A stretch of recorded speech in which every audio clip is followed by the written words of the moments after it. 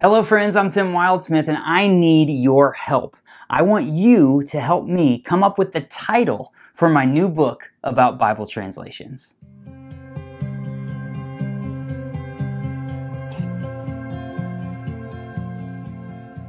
Okay, a few months ago I announced that I was writing a book for Thomas Nelson and HarperCollins Christian Publishers about Bible translations. If you missed that video announcement, I will put a link in this video's description so you can go back and watch that. Needless to say, I am very excited about this and I've been working hard for the last few months. So I'm going to give you a little bit of an update about how that's going. And then yes, at the end of this video, I'm going to give you some instructions about how you can help me come up with a title for my book. So I pitched this book to Thomas Nelson with this title, Bible Translations 101. A lot of people told me very quickly when I announced that they didn't like the title of the book. And to be honest with you, I wasn't totally sold on that as a title anyway, and I've already had conversations, even in the process of pitching the book, with the folks at Thomas Nelson about a bunch of different title ideas. So there's things that I literally have a notepad on my phone where every time I come up with a new title idea, I write it in the notepad, and I think I'm going to talk to them about that when it's time to talk about the titles. My focus right now has been on completing my manuscript, which is due on December 1st of this year. So I've been hard at work for the last few months, but that's always been in the back of my mind. And the whole concept of Bible Translations 101 is still kind of the heartbeat of the book. In America, at least, I don't know about those of you watching around the world, when you take like a college level course, 101 is like the basic level. Literally, I teach a class at Belmont University and it is Religion 101. The class is called Understanding the Bible. But basically, I walk through with mostly first-year college students. We go through the entire Bible in one semester, and it's a 101 level basic introduction to the Bible. We breeze through the whole thing. I'm trying to give them the big picture.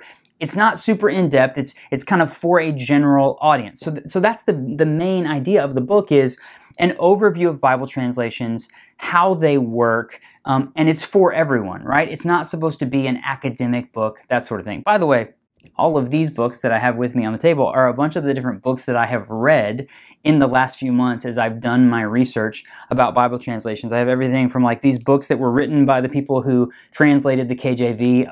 This is a book from the 80s about their process. I've got The Living Letters, one of the earliest iterations of the Living Bible by Kenneth Taylor, where he was creating this. Billy Graham I learned a lot of stuff. Billy Graham found this. All of that led to the New Living Translation. I've got Ken Taylor's autobiography. I've got my grandmother's copy of the Living Bible from the 1970s with all of her notes in it. I've got books about the Dead Sea Scrolls and stuff like that. So anyway, the idea of the book, big picture. Okay, so I'll start here. I've written about 12 chapters of the book, and it's only going to be a 14 or 15 chapter book. So I've written a first draft of all of the major translations that I'm discussing. So basically, there's an introduction to the book, kind of getting us into it. There's a chapter about how Bible translations work. We talk about how we get from Hebrew and Greek into English and all of the different textual traditions and the different manuscripts and things like that, kind of setting the stage.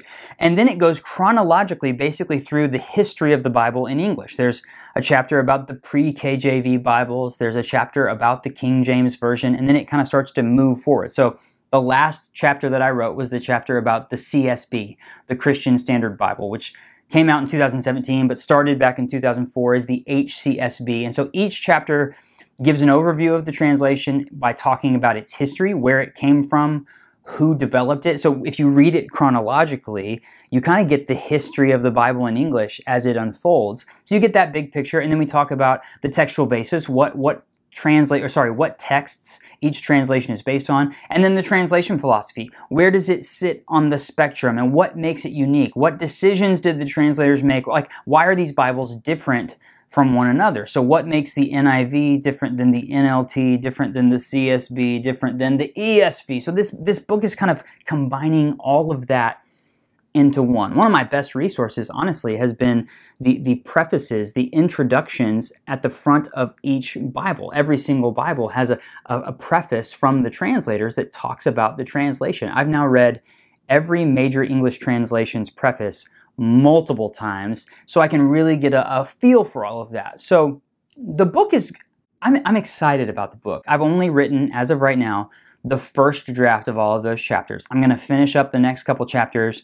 I'm going to maybe take a break for a week, and then I'm going to go back and edit everything and try to add to it and really fill it out. One of the fun things I've been doing is, because I have all these relationships with these different Bible publishers, I've been able to talk to them and say, hey, do you have any photos from when you were making the translations? I've been working with my friends at the Museum of the Bible to get access to their archives and different places like that. So there's going to be illustrations and pictures throughout the book, so you can kind of have some visual things to look at as well. I'm really excited about how it's going. I'm really excited about the content. I'm honestly so excited about all of it. The only thing that I'm just not super excited about is the title, Bible Translations 101. And so the purpose of this video is to give you an update. A lot of you have been sending me messages and asking me how it's going. So it's going well. I've got a little bit over 3 months left to finish the book and get it turned in to my editor, Dale, at Thomas Nelson.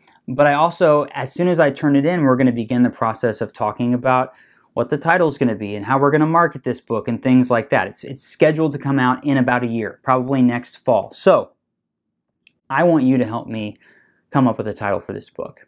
Based on everything you've just heard for the last few minutes that I've been talking about what this book is about and how it works, I want you to leave comments on this video with suggestions for title ideas. There's no bad idea. Leave me ideas for what you think the title of this book should be. It's probably going to be a title : subtitle. So if you want to come up with some ideas, and you got to think, we're trying to sell books, right? We're trying to reach people. So we want it to be an engaging title. We want it to be something that people are going to be like, oh, that's interesting. Again, my hope is that this is a book where people learn a lot about the process of Bible translations, the history of translations, and then what makes each one different. You know, my tagline with these videos is, I want to help you find a Bible that's right for you. And so what I'm thinking in my head for the book is, I want to help people find a translation that's right for them. So maybe that's a title. Anyway, I want you to drop me some comments. Leave me some title ideas for what you think an engaging title for this book could be. Maybe even add in some subtitles.